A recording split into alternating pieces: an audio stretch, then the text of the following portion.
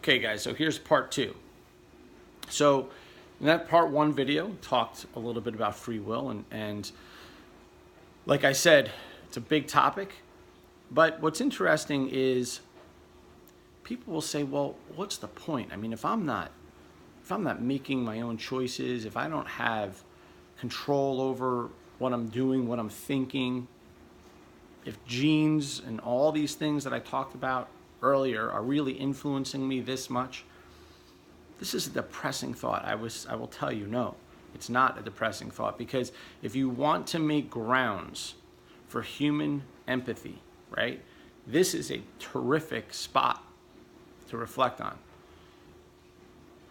If you want to have empathy for your fellow man, for your fellow woman, understanding how much the topics that we discussed in the first video influence our behavior will make us more empathetic toward others. Now, here's what's interesting. If there's one thing we know about long-term stress, we know that people become more tunnel-visioned, meaning that they tend to think only about themselves. They become more narcissistic, in other words. They become less empathetic. We know this for a fact. The more somebody suffers from stress over long periods of time, they stop caring about others and they only worry about themselves. And of course you know this is true. This makes sense, right? From an evolutionary standpoint, if there's so much stress, your survival mechanisms, this is your cerebellum, your fight or flight, is going to kick in and be in high gear. It's all about survival, survival, survival. There's no time to think about the benefit of others. This is what long-term stress does to you. So again, in the context of free will, if we understand the bigger picture, what's happening here, and have empathy toward fellow man, we have an opportunity to exercise something that long-term stress certainly will not allow us to exercise. Very interesting, right? Because if there's one thing that we all need to be better at with each other, is being more empathetic, being more understanding toward each other. But here's what's more important. You have to be more empathetic to yourself. I'm going to say that again. You have to be more empathetic to yourself. There's nobody that you know, I promise you, that has beaten themselves up more than me. I demand an insane amount from myself. And it has cost me a lot of pain and misery. But it's all good, because I've learned along the way. It's what leads me to these topics and better understandings about myself and how to move forward. We all want to be better people. We all want to do better things. We all want to help our kids and humanity in some way, shape, or form. We all want to leave an imprint before we're in that box in the ground. So it's natural to beat yourself up a little bit. But I'm giving you real, true, honest reasons to be empathetic to others and to yourself. This is not, there's no fluff here, right? This is actual science that I'm giving you. So start there. Let's start there as a basis. Let's now put all this stuff aside about all the failure in the past, what you couldn't do, what you weren't doing, and let's start with right now. Have empathy on yourself. If today's day one of the UTC for you, understand a couple things. If you're not being coached, if you're not watching the videos, if you're choosing to just sort of skate along, this is tantamount to, so today's the Super Bowl. This is tantamount, to the wife, who's in the next room, who's sort of asking the score, but doesn't really know what's going on. 10 yards is a first down. I don't know. I think a field goal is 3 points. Is it 2 points? Well, when is it 2 points? How come it's only 2 points now when it's 6 points when they get it? Oh, that was a safety. Well, what's a safety? When you don't understand the rules, when you don't really appreciate the game, okay, this is the person who constantly says, well, I'm gonna do the UTC, on my own or whatever. unless you have skin in the game, unless you make the effort to understand these topics that I'm bringing to you and that Matt brings to you for 8 weeks in a row, you're the equivalent. You're not even in the stadium as a spectator. You're not even in the living room as a spectator. You're in the kitchen not understanding the rules and asking what's the score. This is a serious topic. If I'm up at 6 a.m. making these videos. You see the manuals I've put out. You've seen the seminars I've done. You know the amount of work I put in. You know the amount of work that Matt puts in. We live and breathe this. So as a function of just understanding what it takes, right? If you want what I have, if you want what Matt has, then it's a function of showing up, learning, and putting some skin in the game. It starts there, right? But then it's a matter of taking that knowledge and putting it forward. Everything is about applied knowledge. It's not just about knowledge. It's not just about knowledge. It's about knowledge and applying the knowledge. Now, there's plenty of information out there that's bad science, and you guys know that. We've been through many seminars where we've talked about bad science. But at the end of the day, we're trying to, again, give you the best of what we know. So on this topic, stress, the most important things to understand is what stress is doing to our body. So let's understand a topic that many of you have heard before. Cortisol. What a buzzword. When does cortisol raise? Well, cortisol is actually meant to raise at different times throughout the day, especially first thing in the morning. It's what wakes you up. So cortisol is a stress hormone, but what most people don't know is it is the most powerful anti-inflammatory in the body. I'm going to say that again. It's the most powerful anti-inflammatory in the body. Now, do you believe that the body is intelligent, or do you think it's stupid? Well, just investigate the body a little bit and you will see the brilliance of this body. It is always acting and responding to the demands that's put on it. So if cortisol is high, it's high for a reason. Now, what are some of the reasons that cortisol is high? Again, let me remind you, it is a very powerful anti-inflammatory. Well, that would mean that there's inflammation in the body, and cortisol is trying to be put out into the body in order to solve this inflammation problem. So what are some reasons why the body could be inflamed? Well, you could be under emotional or physical stress. Or you could also be under some type of chemical stress, meaning if you're constantly exposed to, Aquanet hairspray and your scented candles, and then you go to work where, there's all these chemicals in the air, and you get the idea. Car exhaust and this and that. Those are forms of chemical stress. So if these things are high in your life, cortisol will be high.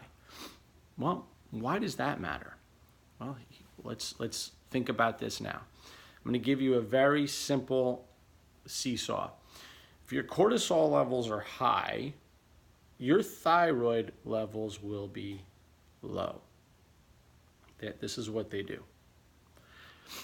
So what happens with the low thyroid? I don't have to tell most of you. I mean, if you have low thyroid, it's going to map onto weight gain and not feeling very energetic. Okay, so sometimes it will create issues where you're more prone to certain disease because your immune function is low. There's a cascade of events that occur here when cortisol levels stay too high. Now, from a genetic standpoint, are there reasons for people to be more stressed? Absolutely. So when we talk about stress hormones, what are we talking about? Let's talk about one of them. One of them is anger. So there's a gene called MAOA. And MAOA is, I talk about it briefly in my book, and there's a book called Dirty Genes by Dr. Ben Lynch. It's also been talked about by men like Robert Sapolsky and many others who are neurobiologists. And I'm going to give you a little bit of the background here, but MAOA has also been known as the warrior gene. So just briefly here, this gene can be fast or slow. There's another gene called COMT, which also can be fast or slow. But let me just give you a very small understanding of what this would look like. Now, I have a very slow MAOA. What does that mean?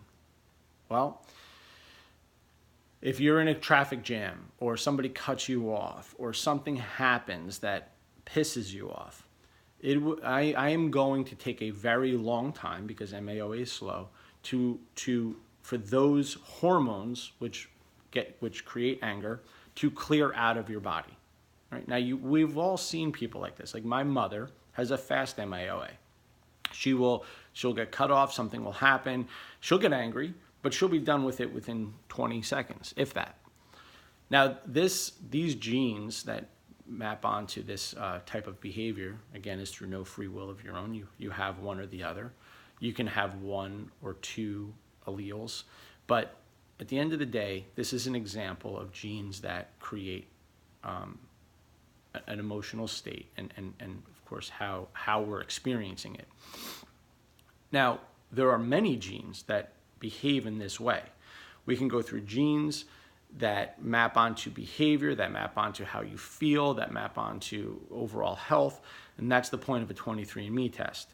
And many of these genes, many of them, will map onto your experience of stress. So understanding your genes certainly matters, because sometimes certain supplementation will help gene expression. But most importantly, when it comes to stress, the things that we've gone over in the past in the UTC matter, right? The basic lifestyle choices of sleep and proper nutrition and exercise, certainly. Next week, we're going to go into very, very specific protocols about how to alleviate stress. But here's another thing. When we're in a stressful situation, we have to recognize that emotions are what drive our choices and behaviors almost always. And then we pretend like we can justify it afterwards. I'm not saying this as an opinion, I'm saying this as a fact. So I'll give you a couple of examples. I actually give you a classic example in my book. There were judges that were studied in thousands of cases of parolees, so prisoners that came up for parole, and they saw this interesting correlation. Who was getting granted parole and who wasn't? The number one factor about why these parolees were getting put back in jail or given parole had to do with one thing: when the judge ate lunch. When did the judge eat last? So first thing in the morning, after the judge ate breakfast, you were very likely, I think it was two out of three people that were up for parole were granted parole. But as the day got longer, toward lunch, before lunchtime, these parolees were not being granted parole. After lunch, went back to about 2 out of 3, and as it approached dinner, they weren't getting parole. Now, what's interesting is the judges obviously weren't aware of what was happening here. And when they were asked sort of like, why was this person given parole and why was that person given parole, they were post hoc sort of giving all these interesting answers about why they didn't do it. It's not why they did it. It had everything to do with their blood sugar. And this type of behavior is happening all of the time. I'll give you another famous example. There's been studies where people are given a questionnaire in a room, and 6 months later, they're given the same questionnaire. You know, obviously they don't remember all the specifics of the questions, but this time when they're in the room, there's a little smell of garbage in the room. And all of a sudden, the answers to their questions become much more conservative. And this is across the board. You put the smell of garbage in the room, and all of a sudden, all the answers become much more conservative. You ask the people, hey, why did you answer this here and this here today? Again, they will confabulate these crazy reasons about why they did what they did. It's not why. It was the smell of garbage. This is how the environment interacts with the brain. So smell of garbage in a room, the blood sugar in your body, these are constantly playing on us to make our decisions. To understand this, we have to think that we're really thinking from down up, meaning cerebellum, limbic system, frontal cortex. Almost always, the emotion that we feel, which is very much limbic, right? So cerebellum, fight or flight, limbic, frontal cortex next. As soon as in the limbic state, what we feel tends to be exactly how we behave. It tends to be exactly what we do. Frontal cortex comes online on occasions where we can make a better choice. And we're thinking that that's where we're operating from all the time. It is not where we're operating from all the time. What's happening most of the time is we're using the frontal cortex to justify our last behavior. Now again, let's just think about this for a minute. Emotion. What is driving emotion in the context of food, in the context of whether or not we want to exercise, in the context of making good choices or bad choices? It's a very simple hormone. Well, I shouldn't say it's a simple hormone. It's a simple answer. Dopamine has a lot to do with how we're making our decisions. So when dopamine is high, when dopamine is low, how we behave is very interesting. And in the next video, I'm going to talk about dopamine, what's happening when it's high, what's happening when it's low, and how it influences our limbic choices, meaning our limbic behavior, and then we act, and then afterwards we think in our frontal cortex we could have done different. For example, you're watching the Super Bowl later, the thought comes, I really would like some ice cream, and you go eat it, and then you feel bad about yourself, and then there's some part of you that beats yourself up, and there's always this thought in your head as if you could have done different, right? Like you didn't have to go and eat that Ben & Jerry's ice cream that was in the refrigerator, but you chose to. Not really. In fact, not at all. And I'll talk a little bit about that in the next video.